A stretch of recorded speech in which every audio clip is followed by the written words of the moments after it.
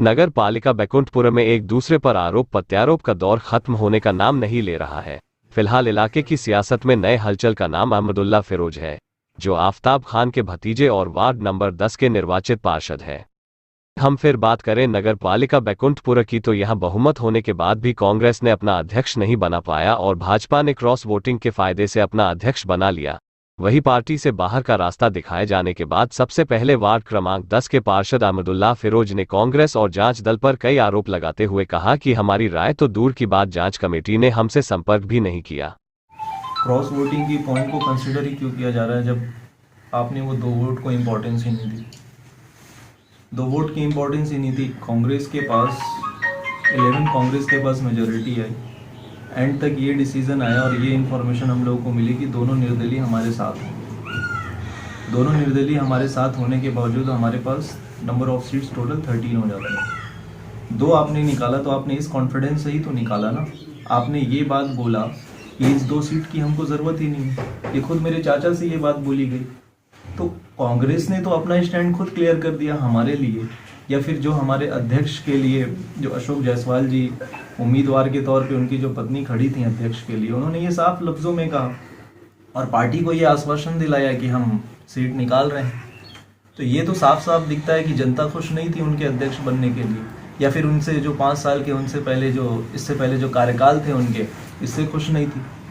इसी का तो विरोध हो रहा था।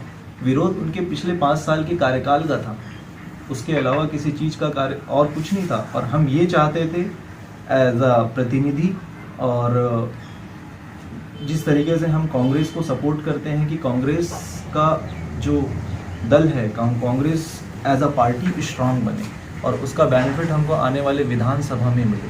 तो क्रॉस वोटिंग का तो कहीं भी किसी भी तरीके से पॉइंट ही नहीं बनता। देखिए, मैं आपको बताऊं कि इससे मुझे बहुत उम्मीद था कि कांग्रेस पार्टी कम से कम इतना तो करेगी कि हमारे पास जो जांच टीम आएगी उसको हम तक भेजेगी। लेकिन कल तक हमें यही जानकारी मिली, और जहां तक मैं जानता हूं ना ही मेरे पास कोई कॉल आया, ना ही मेरे चाचा के पास कोई कॉल आया, और ना ही हमसे कोई जानकारी ली गई। जहां तक रह गई बात इस बात की कि मेरे ऊपर जो इल्ज़ाम लगाए गए कि मैंने क्रॉस वोटिंग किया है, तो ये आप उन लोगों से पूछ सकते हैं कि साधना जायसवाल जी जब हारी तो मैं उनसे क्या बात की। देखिए, मैंने अपने लेवल पे बहुत सारी कोशिशें करी। मैं चाहता था कि पार्टी जो भी फैसला करे वो सही फैसला करे। फैसला वन साइडेड नहीं होना चाहिए और फैसला कुछ तर्क पे होना चाहिए।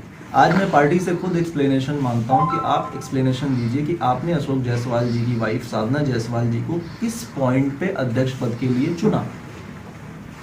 This is what I am asking. And ये पूरी मेरी जो वार्ड की जनता है, इवन पूरा बैकुंठपुर ये जानना चाहता है कि आपने किस पॉइंट को सामने रख के, क्या वो पिछला 5 साल का कार्यकाल देखे? तो मुझे ये बता दीजिए कि जितने भी बैनर छपे थे उसमें अशोक जायसवाल जी कहाँ छुपे हुए थे? वो तो नहीं दिखे मुझे। अगर अध्यक्ष पद पे रहते उनका काम इतना अच्छा था तो वो काम दिखा क्यों नहीं? क्यों अशोक जायसवाल जी ने प्रभारी बनाया छोटे खान जी को अपने वार्ड का?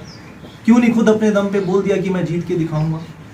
तो ये सब क्वेश्चन अपने आप में ही इतना बड़ा है कि आप खुद सोच सकते हैं कि जो पार्षद खुद ही आ रहा है, प्रभारी बना रहा है मेरे चाचा को, वो इलेक्शन जीतने के बाद यू टर्न ले लेते हैं। तो ये कहाँ तक सही है? जहाँ तक उन्हें ये करना चाहिए कि उन्हें समर्थन करना चाहिए कि चलो आओ मिले, पिछली बार मैंने अपना कार्यकाल किया, इस बार तुम करो, हम सब मिलकर बैकुंठपुर को आगे बढ़ाएंगे। Because we have a issue for Baikunthpur. अगर हम बैकुंठपुर के इश्यूज को सामने नहीं रखेंगे तो क्या फायदा है मुझे इस पॉलिटिक्स में रहने का।